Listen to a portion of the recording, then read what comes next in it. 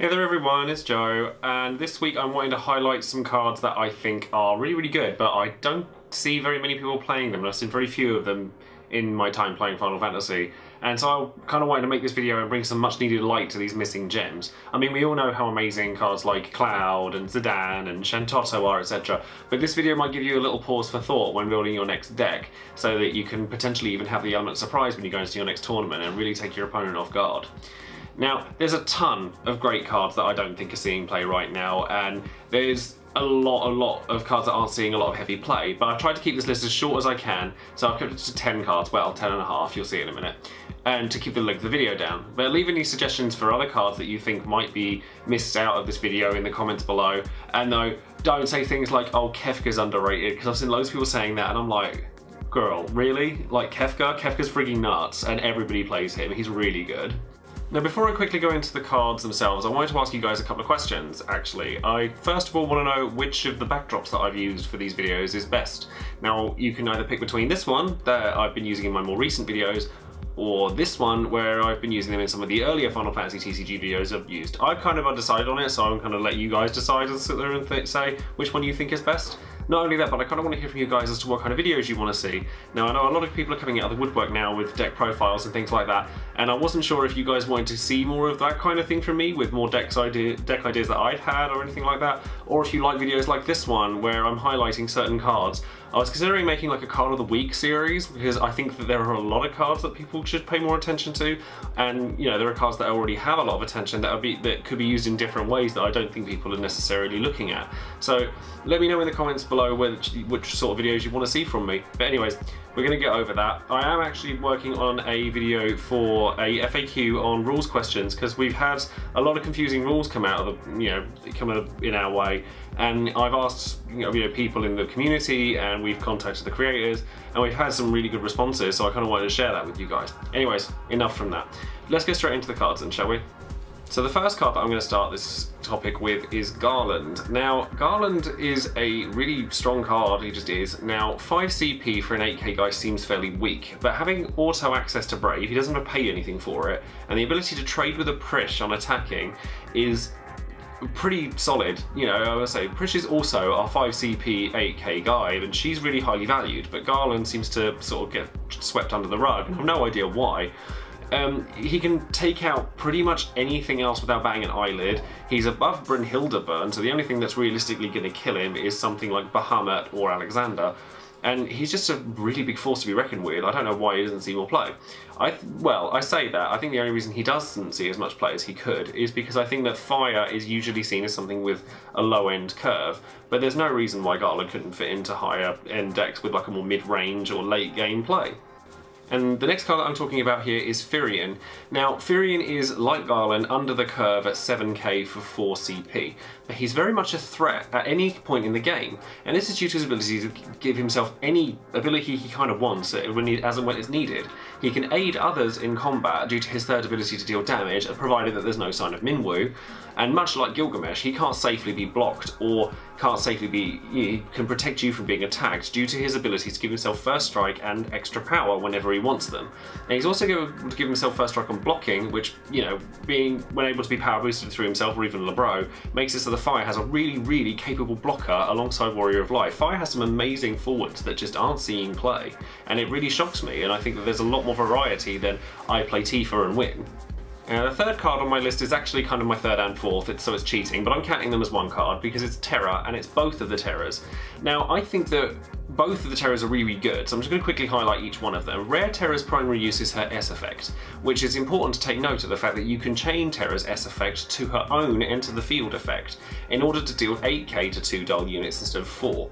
Or if you want to be really ballsy and brave, you can cheeky even, you can put 16k on the board by chaining 2 Terra S effects to herself, because they don't cause it a dull, there's no reason why you can't use the ability more than once. This is a good thing. But, you know, it makes the low cost of this effect, and the fact that it doesn't exhaust any resources except for the Terra herself, makes up for her low power. Now, the hero Terra is a threat in an entirely different way. She is a threat just by existing. Making your opponent's summons cost 1 more is a big deal, and it's a lot bigger than you might think. So, taking for example Bahamut, which is a very popular card in Japan, right? And I'm starting to see why, by the way. if you're making Bahamut cost 10, the maximum number of backups you can have out is 5. So even if they have the full 5 backups out and they're all activated, they still have to discard 3 additional cards in order to pay for the Bahamut at 10 cost, whereas if they only cost 9, they would have only had to have discarded 2. And that can make the world of difference in these games. This is completely disregarding her S effect, you know, to give us a first strike and make a 9k, meaning that it's difficult for your opponent to come at you without knowing whether she's going to do that or not. And, you know, she can't be targeted by summons either, so Odin can't kill her, Leviathan can't bounce her, Shiva can't dull and freeze her. She's a real blockade in the right deck. Like I said, both of them are actually really, really good, so whichever you prefer, just run with it, and you can run any number of these Terras. You can run 2 and 2, 1 and 3, 3 and 3, go crazy. I mean, I prefer the hero one, but that's because I'm a control player and that's the kind of thing that I like. But I've spoken to a lot of other people that prefer rare Terra, so if that's your bag, then just go nuts with it. The fact that this next card doesn't see more play completely befuddles me. And this is Valor. This is the legendary Valor. The number of utility plays that this card has is crazy, and I don't get it. I've seen so many win decks that just don't opt to run Valor at all, and I don't understand. He can be played defensively to protect your units from a Shantoto, a Bahamut, or a Cloud of Darkness play. There's loads and loads of different things, and he usually costs a lot less than all of those units, and the summons in particular, making sure that you come out on top. Especially if you're ahead, you're putting stuff back in your hand, which means that you can then discard for costs. Yes, your opponent can do the same thing, but unless they've got hasty guys, that's not going to matter. Ooh, speaking of hasty guys, you can use Valor as an offensive play. You can make, you know, pair wind up with fire or lightning, and you can just clear the field, and then you just go chocobo, lightning, haste, haste, haste, I'm going to win, and you've got no blockers, there's nothing that you can do. You can even reset your mill strategies, if that's your thing, by getting multiple uses out of the rare Riku that bounces all your backups back to your hand, so you can play the thieves and mill them more, or, you know, put cards back in your hands so that you can discard them for S effects, all sorts of things. Not running at least one of these in the deck that has wind in it is criminal, if you ask me. Now, Hope flew under my radar for the longest time, but primarily just because he seems so vanilla, and, you know, Hope's not a particularly popular character. I actually play Devil's Advocate and I kind of like Hope, but I understand that he's a whingy little bitch, but never mind. Looking closely at him, you begin to realise just how under the curve this card actually is. Even without having cast Alexander, which is one of his sort of secondary effects, he's essentially a 2 CP, 7k guy, which is crazy value, especially in wind that doesn't have that much in the way of forwards. When you start to factor in things like Aerith, Alexander, so get his second effect, and even Bart, who I really wanted to put into this list, but I didn't want to put everything in wind. However, you start to gain so much in the way of value and momentum by persistently reactivating your backups that your cards start to become free. Throw in the fact that he has an EX burst searcher like Lan and Tifa in the form of Nora, and we've got a good card here. Speaking of value cards, I'm surprised that common Deleter doesn't see more play alongside his rare twin and Prish. Similarly to how Prish can hold the fort during the late game, Deleter is absolutely fantastic at it during the early stages of the game. Nothing that is 2 CP can get past him without help, including Zidane, who's obviously unblockable usually, including Seraphy, who's usually massive for her cost, and he can trade with a lot of the best 3 CP units in the game, including Lan and Squall, because Squall can't deal quite enough damage to him through his effect for him not to be able to trade with him. If he has his S effect, fantastic, but at which point he spent 3 CP on the Squall and discarded another Squall just to kill your 2 CP guy, so that's a good thing. In late game, he can also be used as S fodder for his rare variant as well, meaning you don't have to run the full 3 rares if you don't want to. If you plan on entering the late game with Earth, I highly recommend Aleta. I kind of wish I'd even run it back in December when I ran Save the Queen. This card's just that good. Now, moving on swiftly, Titan can be used in a lot of ways that I don't think people really think about when they build their decks. I highlighted Titan a little bit when I was building my Rareless deck last week, which used Warrior of Light to a great effect, because it was used to kind of counter anything that would kill Warrior of Light so that your guys didn't just get scuppered at the last hurdle. However, it occurred to me that he's actually a pretty strong offensive play as well, because he dulls the targeted unit. As, you know, he doesn't kill it, or he stops it from being able to die, but he gets it out of the way, which is something that Ice does a lot of, but Earth doesn't. So you can really surprise your opponent by stealing a game by dulling your opponent's primary blocker in a colour that doesn't normally do it. And not to mention that dulling a Tidus or a Lightning on their S effect activation shouldn't be sniffed at either. It's only sad, really, that his ability isn't attached to an EX ability like Shiva's is, otherwise I think we'd be seeing a hell of a lot more of this card. And while this card won't save your Lightning or Tidus from the aforementioned Titan that we just talked about, Ricard can do some amazing things to save them from a lot of things, like Cloud, an opponent's Lightning, or either Odin variant. Given that it's on a decent body for his cost, it's an 8k 4CP guy, and his cover ability, you know, his special ability, it kind of reminds me of cover, which I quite like.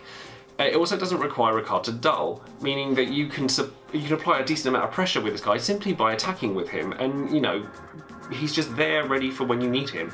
I wouldn't indulge too heavily in Ricard, perhaps only running 1 or 2 copies, but he can provide an amazing safeguard for the focal points of your deck, and so shouldn't be ignored, as a lot of people have.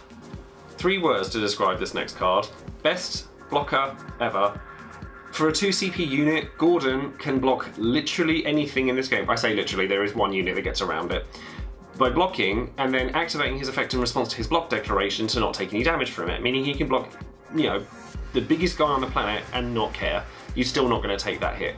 Much like Aleta, I feel that units that are designed for blocking, except for Prish, go largely ignored, which I think is a shame because there's a lot of strong units for that purpose, and with so much aggro coming out of the Japanese format, I think that people should be paying more attention to these block-centric units.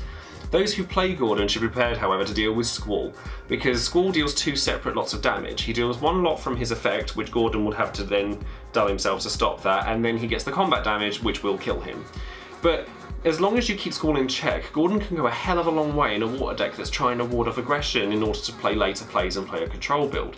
There's a lot of things that this card can do. Now lastly we have Waka. Now I know that a lot of people are very fond of Waka, but Waka has a lot of utilities that people may not already be aware of, such as the fact that Waka's S effect follows its target to the grave.